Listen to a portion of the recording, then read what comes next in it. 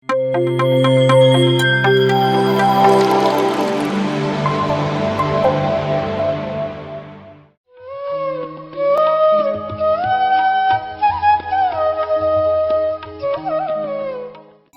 ನಮಸ್ಕಾರ. ಫಸ್ಟು ಧ್ಯಾನ ಮಾಡು ಅಂತ ಹೇಳಿದಾಗ ನಾನು ಸೀರಿಯಸ್ ಆಗಿ ತಗೊಂಡೇ ಇರಲಿಲ್ಲ. ಅಯ್ಯೋ ಇನ್ನೂ ಯಂಗ್ಸ್ಟರು ಮಜಾ ಮಾಡೋ ಟೈಮಲ್ಲಿ ಏನಪ್ಪ ಧ್ಯಾನ ಮಾಡು ಅಂತ ನಮ್ಮ ಚಿಕ್ಕಮ್ಮ ಹಿಂಸೆ ಕೊಡ್ತಾರೆ ಅಂತ ಓಡೋಡೋಗ್ತಾ ಇದ್ದೆ. ಅದು ವಿಧಿ ಬಿಡ್ಲಿಲ್ಲ ಅನ್ಸುತ್ತೆ. ನನ್ನ ದೇಹದಲ್ಲೇನೆ ನನಗೆ ಆರೋಗ್ಯದ ವ್ಯತ್ಯಾಸ ತುಂಬ ಆದಾಗ, ಏನಿಲ್ಲ ಅಸಿಡಿಟಿ ಸ್ವಲ್ಪ ಜಾಸ್ತಿ ಆಗಿ ಅದು ಬೇರೆ ಏನಕ್ಕೂ ಆಂಗ್ಸೈಟಿಗೆ ಟರ್ನ್ ಆದಾಗ ಅದು ನನಗೆ ಆಟೋಮೆಟಿಕ್ ಆಗಿ ತಲೆಗೆ ಬಂದಿದ್ದು ಒಂದೇ, ಎಷ್ಟೋ ವರ್ಷ ಜೀವನ ಮಾಡೋಕ್ಕೆ ನಾವು ಏನೆಲ್ಲ ಕಷ್ಟಪಡ್ತೀವಿ, ಆದರೆ ಇರೋದು 24 ಗಂಟೆಲಿ ದೇಹಕ್ಕೆ ರೆಸ್ಟ್ ಸಿಗುತ್ತೆ ನಿದ್ದೆ ಮಾಡಿದಾಗ, ಹೊಟ್ಟೆಗೆ ಆಹಾರ ಸಿಗುತ್ತೆ ಊಟ ಮಾಡಿದಾಗ, ಮೈಂಡಿಗೆ ಏನು ಸಿಗುತ್ತೆ?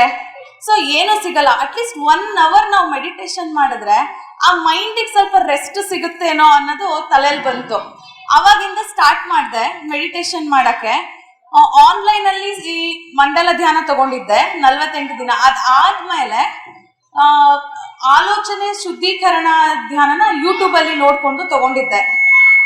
ಅದರಲ್ಲಿ ಎಷ್ಟೇ ನೆಗೆಟಿವ್ ಥಾಟ್ಸ್ಗಳು ಕಮ್ಮಿ ಆಯಿತು ಅಂದರೆ, ಮೈಂಡ್ ಇಲ್ಲಿದ್ರೂ 100 ಆಲೋಚನೆಗಳು ಬರೋದು ತಲೆಯಲ್ಲಿ. ಇವಾಗಿನ ಟೆಕ್ನಾಲಜಿಲಿ ಅದು ಎಲ್ಲರಿಗೂ ಕಾಮನ್. ಮೊದಲೇ ಹೇಳ್ತಾ ಇದ್ರು ಒಂದು ಏಜಲ್ಲಿ ಮಾತ್ರ ಟೆನ್ಷನ್ಸು, ನರ್ವಸ್ಸು, ಆಂಗ್ಸೈಟಿ ಇರುತ್ತೆ ಅಂತ. ಬಟ್ ಇವತ್ತು ಚಿಕ್ಕವರಿಂದನೂ ಅದು ಎಲ್ಲರಿಗೂ ಬರ್ತಾ ಇದೆ.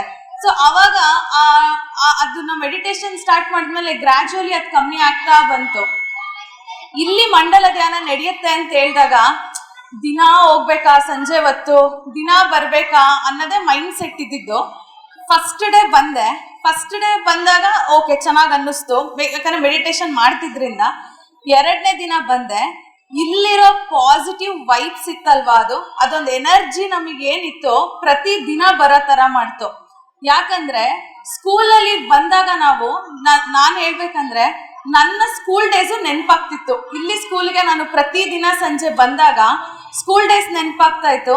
ಆಮೇಲೆ ಇಲ್ಲಿ ಮಕ್ಕಳು ಅವ್ರದ್ದೊಂದು ಮುಗ್ಧತೆ ಇರೋದು, ಅದು ಪಾಸಿಟಿವ್ ಎನರ್ಜಿ ಎಲ್ರಿಗೂ ಇನ್ನೂ ಜಾಸ್ತಿ ಸ್ಪ್ರೆಡ್ ಆಗ್ತಿತ್ತು. ರಾಮನಗರದಿಂದ ಬರ್ತಾರೆ ಅಂತೆಲ್ಲ ಕೇಳಿದಾಗ ಅಯ್ಯೋ ಅಷ್ಟು ದೂರದಿಂದ ಬರ್ತಾರೆ, ನಾವು ಪಕ್ಕದ ರೋಡಿಂದ ಬರೋಕ್ಕೇನೋ, ದಿನ ಹೋಗೋಣ ಅಂತ ಬರ್ತಿದ್ದೆ. ಆಮೇಲೆ ಇಲ್ಲಿ ಟೀಚರ್ಸು ಅವ್ರಿಗಿರೋ ಕೋಆರ್ಡಿನೇಷನು, HM ಸರ್ ಅವ್ರಿಗೆ ಸಪೋರ್ಟ್ ಮಾಡ್ತಿದ್ದ ರೀತಿಯಿಂದ ಈ ಮಂಡಲ ಧ್ಯಾನ ಇಷ್ಟು ಸಕ್ಸಸ್ಫುಲ್ ಆಗಿ ಬರೋಕ್ಕೆ ಸಾಧ್ಯ ಆಯ್ತು. ಇವತ್ತು ಮಕ್ಕಳು ಅಷ್ಟೇನೆ, ಇವತ್ತವ್ರಿಗೆ ಕಲ್ಚರಲ್ ಆಕ್ಟಿವಿಟೀಸ್ ಇರೋದ್ರಿಂದ ಮೈಂಡ್ ಆ ಕಡೆ ಇದೆ.